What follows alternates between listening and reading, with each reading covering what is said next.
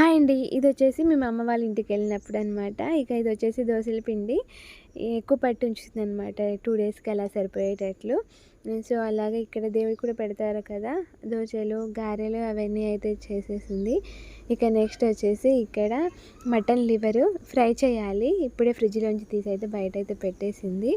ఇక మిగిలిన మటన్ మొత్తం కూడా ఫ్రిడ్జ్‌లో అయితే పెట్టేశారు. పాలు పొంగిచ్చారు కదా! నేనైతే పరమాన్నం అయితే తింటున్నాను నెయ్యి యాడ్ చేసుకొని. సో, నెయ్యి ఇప్పుడే వేడి చేశాను. ఫ్లేవర్ అయితే భలే అనిపిచ్చేసింది. సో, ఇక నేనైతే తిందామని వెళ్తున్నాను. మా అక్క అయితే ఒకసారి టేస్ట్ చూస్తా అన్నది. సో, పరమాన్నం అయితే భలే టేస్టీగా అయితే అనిపిచ్చేసింది. ఇక నెక్స్ట్ వచ్చేసి ఇప్పుడు టైం వచ్చేసి 5:30, 6 అలా అయితే అవుతుంది. కూరగాయలు అయితే వచ్చాయన్నమాట. ఇక 2 డేస్‌కి, 3 డేస్‌కి అలా అయితే ఆటోలో అయితే కూరగాయలు అయితే వస్తూ ఉంటాయి. ఖాతా లెక్క తీసుకుంటారనమాట. ఒకేసారి డబ్బులైతే ఇస్తూ ఉంటారు. ఇప్పుడైతే ఇక మేమైతే అన్నం అయితే తినేస్తున్నాము. కర్రీ కూడా అయిపోయింది వండటము. అలాగే సాంబార్ కూడా చేసింది అమ్మ. వీళ్ళు మార్నింగ్ నుంచి సరిగ్గా ఫుడ్డే తినలేదంట. ఆ పని ఈ పని సరిపోతుంది కదా! సో, మొత్తం కట్ చేసిన దగ్గర మొత్తం వాష్ చేయడము, బయట వాళ్ళకి ఎవరెవరికి ఇవ్వాలో వాళ్ళందరికీ ఇచ్చేశారు. సో, మాకు తెలిసిన వాళ్ళ వరకైతే మటన్ అయితే పంపించేసాము. ఇక కొంతమందికైతే ఇంట్లోనే అయితే కొంచెం అయితే మేమైతే భోజనాలు అయితే పెట్టించేసాము. ఇక నెక్స్ట్ అయితే మేమైతే తినేస్తున్నామన్నమాట. వాళ్ళ కోసం ప్లేట్స్ తీసుకొస్తారు కదా!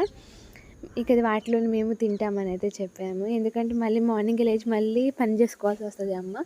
మేము లేచేసరికి తను లేచి మొత్తం కడిగేస్తుందనమాట గిన్నెలు. సో, ఆ ఛాన్స్ మాకు ఇవ్వదు. ఇక తనకి పని ఎక్కువ అవుతుంది. మేమందరం దీంట్లోనే తిన్నాం. అలాగే అట్లా తింటే కూడా పిల్లలు ఫుల్ హ్యాపీగా ఫీల్ అవుతారు. పెళ్లి భోజనం లెక్క. సో, ఇక మేమందరం అయితే కలిసి అయితే ఇలా అయితే తినేస్తున్నాం. మార్నింగ్ నుంచి వాళ్ళు సరిగ్గా ఫుడ్డే తీసుకోలేదంట. ఆ పని ఈ పనే సరిపోయింది. అలాగే ఆనియన్, లెమన్ ఇవన్నీ అయితే కట్ చేసి అయితే ఉంచేశారు. సాంబార్